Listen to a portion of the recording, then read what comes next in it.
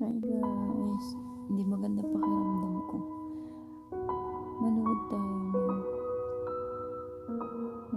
ng about sa coronavirus.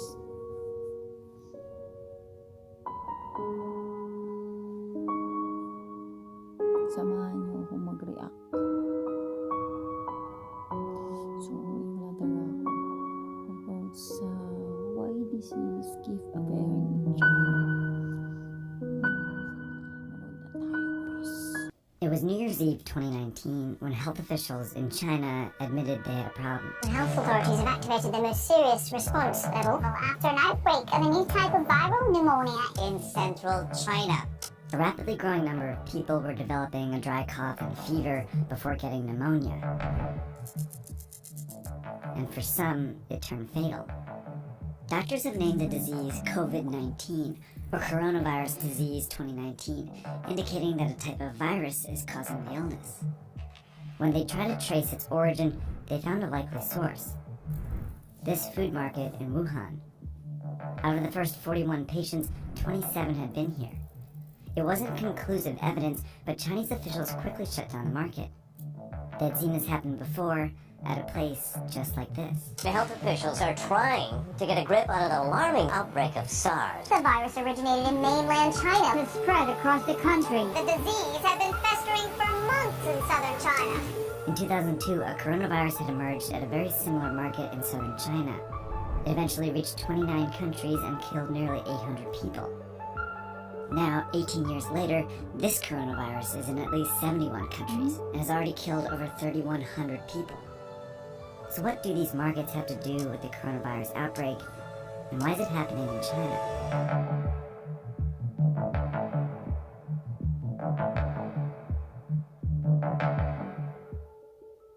A lot of the viruses that make us sick actually originate in animals. Some of the viruses that cause the flu come from birds and pigs. HIV/AIDS comes from chimpanzees.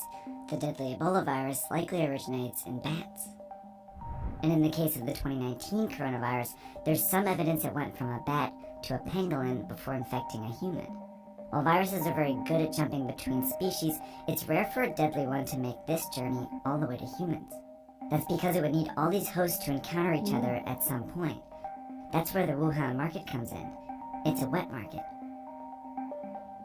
A kind of place where live animals are slaughtered and sold for consumption. It was not a surprise at all, and I think that it was not a surprise to many scientists. Peter Lee is a professor and expert on China's animal trade. The cages stacked apart one over another.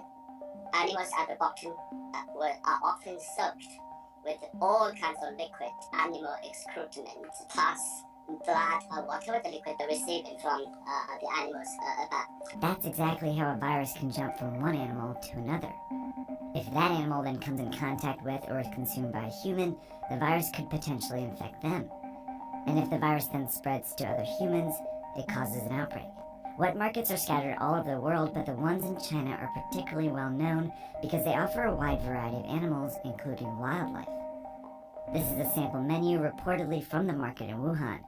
These animals are from all over the world, and each one has the potential to carry its own viruses to the market. The reason all these animals are in the same market is because of a decision China's government made decades ago.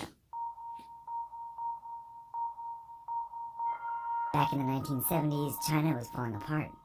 Famine had killed more than 36 million people, and the communist regime, which controlled all food production, was failing to feed its more than 900 million people. In 1978, on the verge of collapse, the regime gave up this control and allowed private farming. While large companies increasingly dominated the production of popular foods like pork and poultry, some smaller farmers turned to catching and raising wild animals as a way to sustain themselves. At the very beginning, it was mostly peasant household backyard operation of the turtles, for example. That's how wildlife farming started to get off the ground. And since it started to feed and sustain people, the Chinese government backed it. So it was imperative for the government to encourage people to make a living through whatever productive activities they can find themselves in. You can lift yourself out of poverty. No matter what you are doing, that's okay. But then in 1988, the government made a decision that changed the shape of wildlife trade in China. They enacted the Wildlife Protection Law, which designated the animals as resources owned by the state and protected people engaged in the utilization of wildlife resources. That's one of the most devastating problems of the law, because if you designate the wildlife as a natural resource, that means it is something you can use for human benefit. The law also encouraged the domestication and breeding of wildlife. And with that, an industry was born. Small local farms turned into industrial-sized operations. For example, this bear farm started with just 3 and eventually grew to more than 1,000 bears. Bigger populations meant greater chances that a sick animal could spread disease. Farmers were also raising a wide variety of animals, which meant more viruses on the farms. Nonetheless, these animals were funneled into the wet markets for profit. While this legal wildlife farming industry started booming, it simultaneously provided cover for an illegal wildlife industry. Endangered animals like tigers, rhinoceroses, and pangolins were trafficked into China. By the early 2000s, these markets were teeming with wild animals when the inevitable happened. The latest on the deadly SARS virus, the worldwide death toll up again today. China has reported more than 1,400 cases of infection nationwide. It is what health officials have feared all along. In 2003, the SARS outbreak was traced to a wet market here in southern China. Scientists found traces of the virus in farmed civet cats. Chinese officials quickly shut down the markets and banned wildlife farming. But just a few months after the outbreak, the Chinese government declared 54 species of wildlife animals, including civet cats, legal to farm again. By 2004, the wildlife farming industry was worth an estimated 100 billion yuan, and it exerted significant influence over the Chinese government. The wildlife farming industry was tiny in China's gigantic GDP, but the industry has enormous lobbying capability. It's because of this influence that the Chinese government has allowed these markets to grow over the years. In 2016, for example, the government sanctioned the farming of some endangered species like tigers and pangolins. By 2018, the wildlife industry had grown to 148 billion yuan and had developed clever marketing tactics to keep the markets around. The industry has been promoting these wildlife animals as tonic products, as bodybuilding, as sex enhancing, and of course as disease fighting. None of the claims can hold water.